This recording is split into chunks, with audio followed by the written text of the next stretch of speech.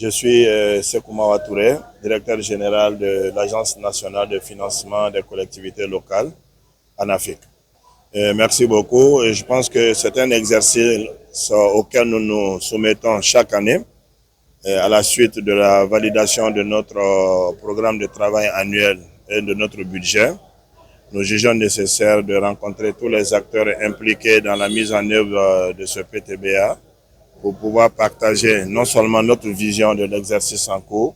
mais également les activités que nous devons mettre ensemble, nous devons réaliser ensemble avec tous ces partenaires qui sont impliqués dans ce processus. Et donc cet exercice, comme je l'ai dit, est devenu du moins dans l'Afrique une coutume, parce que chaque année nous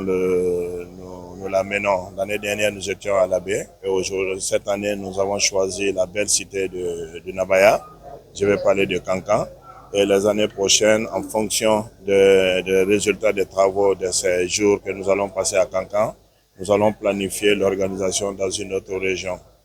Et l'objectif ou les objectifs que nous fixons par rapport à ce cas de concertation sont de 3 ordres. D'abord, une première phase que nous allons organiser la première journée de ce mardi 15 avril consiste à partager avec tous les acteurs impliqués, notamment les sectoriels, les directions sectorielles, les différents projets et programmes avec lesquels nous avons des conventions de partenariat ou de protocoles d'exécution, à partager avec eux les différentes activités sur lesquelles nous nous sommes engagés dans les différentes conventions et protocoles. Et donc cela nous emmènera bien sûr à sortir d'ici avec un plan d'action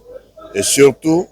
d'évaluer ensemble les différents obstacles ou les difficultés que nous avons eu à rencontrer les années précédentes. Cela nous permettra de nous projeter dans le futur et de ne pas commettre les mêmes erreurs que nous avons eu à commettre sur les différentes années. C'est pour nous une occasion de nous faire une remise en cause.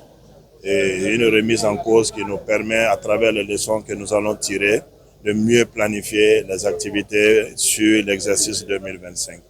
La seconde phase de cette rencontre va être consacrée à une rencontre entre seulement le personnel de l'ANAFIC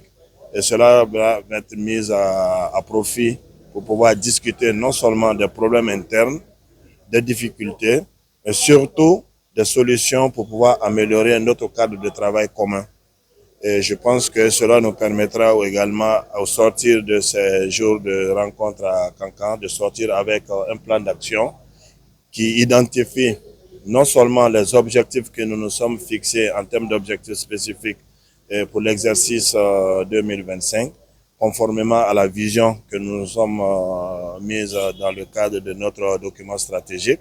mais surtout de voir les ressources qu'il faille mobiliser pour l'atteinte de ces objectifs et voir quelles ont été les difficultés des différents services, des différents départements, et pour que, comme je l'ai dit, nous puissions corriger ensemble et trouver les solutions idoines pour pouvoir mieux mettre en œuvre ces activités. Et la troisième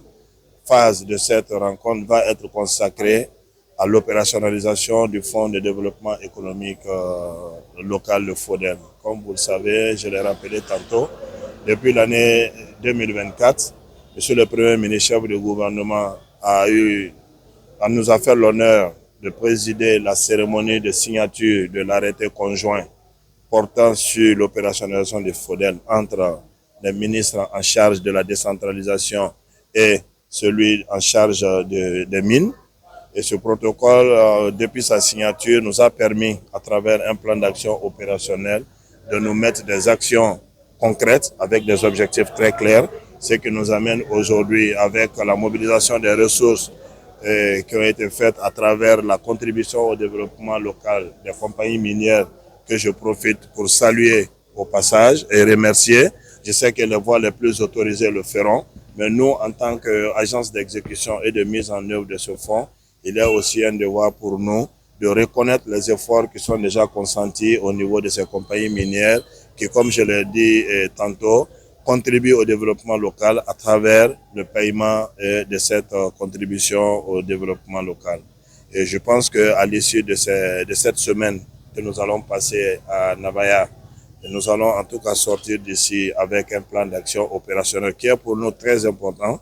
et qui va nous permettre encore une fois d'être en harmonie avec la vision du chef de l'État qui a demandé à ce que nous soyons plus proches des populations et bénéficiaires et bien sûr sous la haute responsabilité de son Excellence, Monsieur le ministre de l'administration des territoires et de la décentralisation.